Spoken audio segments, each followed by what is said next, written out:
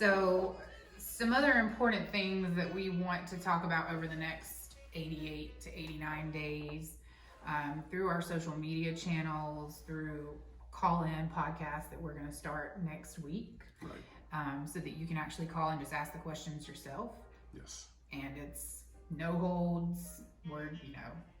This is all the way from PG to whatever, NC-17. Bring it. We're going to try to talk about it. We'll try to research it if we, don't know the answer right away. So of course, education is one of our main goals. We're going to educate each other. Even if you know something, let's share it. You don't need the whole information as well. So, but share it with facts, please. Oh, that's the only way to share. It's not an op-ed piece or no opinions. We want to educate and know what we're talking about. Right. Definitely with facts. Right. Exactly. For sure. So that's one of the major things we want to make sure.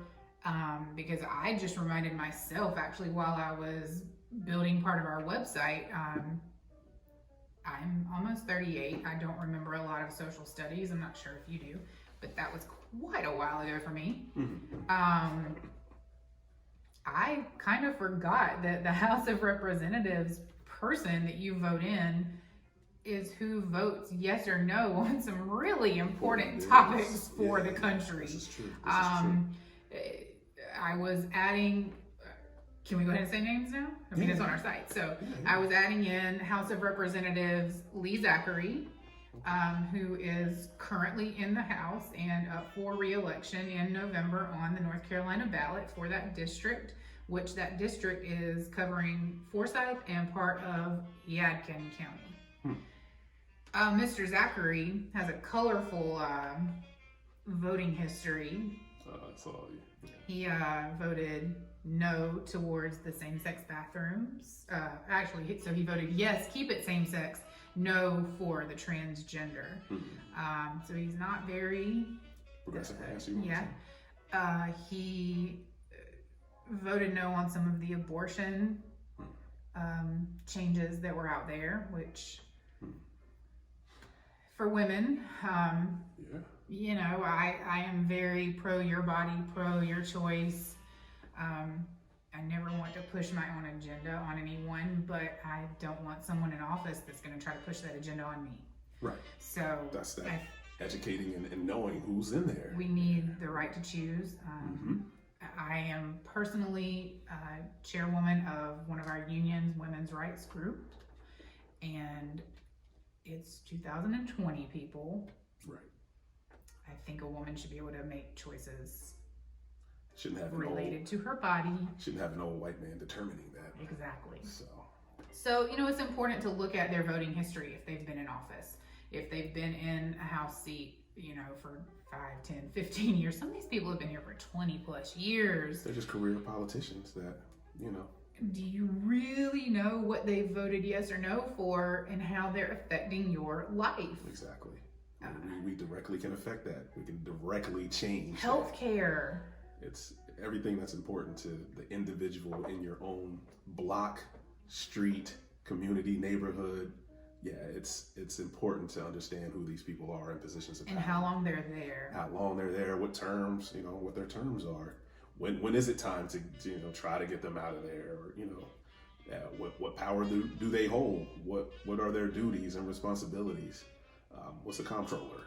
The auditor. What are you auditing? The treasurer. Right.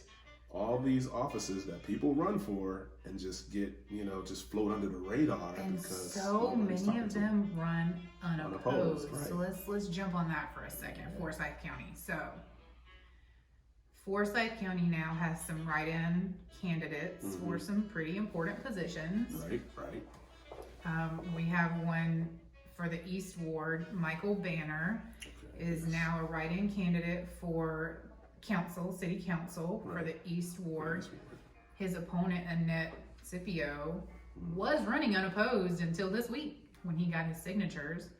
I don't know a lot on her background because there's not a lot out there. We've added what we do know on the site. Right, that's the hard part. But we do know that Michael Banner is set out to make some changes. We actually hope to have him on one of the future podcasts to talk with you guys. Maybe even we could do a live one for that, because he's a, and get pretty important voice right now. Scipio as well. Right, sure. We need to hear from these folks. And, I mean, they're looking for our votes. But yeah, just the importance of knowing how these people get on ballots. So, it does not take a lot to run for local office. It's not a very expensive campaign you have to have. Some of these requirements are only $3,000 to $5,000.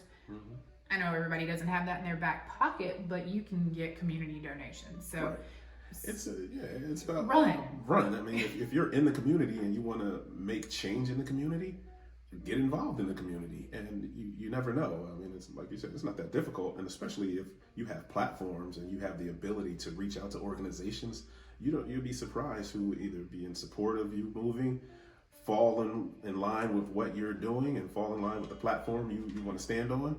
So that's all part of knowing about the process. So and how it works. Exactly. So it shouldn't be a foreign thing to us at this point. Exactly. The only reason why there's not change is because we allow it. We're allowing for the system. And we're a society of procrastinators, and a society of I don't know, and I'll find out tomorrow. Right. Well, you know what, guys? Tomorrow gets shorter and shorter every day. We're living in a world of COVID right now. Right. We are living in a completely different people are world checking out than we ever thought. Faster than ever. So if you want to make change and be the change you want to see, there's no better time. So today, if you're not ready to, you've missed the cutoff for this year, sorry, but you can be involved. You can be involved. You can help us. You can come on board with us. We have other organizations that we're close with. If this is not your passion, we can help get you somewhere. Right. And maybe just start now for next election. Exactly. You got to start. Put your plan together now. Got to start at some point. Today. Put your ideas on paper. Heck, come to us. We will help you put your ideas on paper. It's about taking action. Yep, and we need more people that to do that are willing to do it right. Exactly. Yeah, exactly. Even if it's a point of gathering information. If you don't want to be in the streets, then be behind the computer. Look something up, gather some info, and share it. Hey, let's say thanks to our information gatherers too, since we're on that topic. Casey Snodgrass is one of our volunteers. Definitely. She helped gather a ton of missing emails that were not on the master candidate list. Yeah, it's we have two Bo's, Bo Lockhart and Bo D. I'm gonna call you Bo D because I don't want to butcher your last name. Yeah. Both of the Bo's have been immensely helpful. Yeah, Corona Bo's. Boom. In gathering some of the political platform information that we are still copying and pasting and putting onto the website because it's pretty lengthy. It is a monumental task to gather all that information. It's a lot out there, so it's. So thank you three for we wouldn't be able to do stepping up and doing this. We really appreciate you. And Jacqueline made us some shirts. We do have some new shirts. We forgot them today, but thank you, Jacqueline, for the shirts. They're great. Definitely. So we have a lot of those things coming up. The more the better. If you can volunteer your time once or twice, or if you're going to be consistent, that's great. But there's always something you can do to be a part of the movement and a part of the change. So education is key. We all need to be educated. So nobody knows it all. And if you think you can go about it by yourself, then you're going to do a disservice to the community, because it is a community. It's people. So you're not by yourself on a lonely island. So with all that, that's where we're here. That's why we're here, and that's why we're creating a platform and going to keep it moving just for that reason of education and community. So we'll let you keep it moving in case you need a break here, and we'll be right back in just a few.